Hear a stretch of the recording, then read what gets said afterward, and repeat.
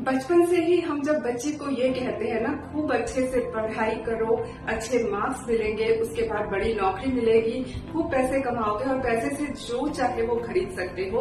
तो बचपन से ही पता है बच्चे का माइंडसेट ये बनता है कि पैसों से कुछ भी खरीदा जा सकता है। और फिर धीरे धीरे ये थॉट भी उनके भीतर आ जाता है कि पैसों के जरिए ही सर्वाइवल संभव है, पैसों के बगैर हम सर्वाइव ही नहीं कर सकते।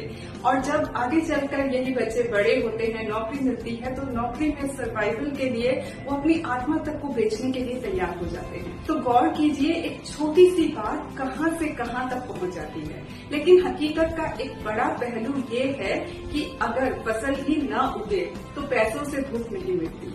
और फसल के उगने के लिए ये जरूरी है कि प्रकृति के पंच तत्व हों। ये फसल के उगने को संभव बनाते हैं, है ना। प्रकृति में ये जो पृथ्वी तत्व है, ये अगर न हो तो फसल उगेगी कहाँ। और अगर सूरज की रोशनी के जरिए अग्नि तत्व फसल तक न पहुंचे तो फसल बच नहीं पाएगी।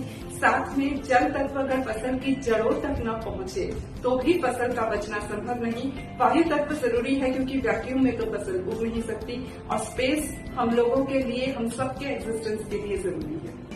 तो ऐसे में ना, परिवार में खाने से पहले प्रकृति के पंच तत्व को शुक्रिया कहकर के खाने का रिवाज बच्चे के माइंडसेट को ड्रास्टिकली बदल सकता है।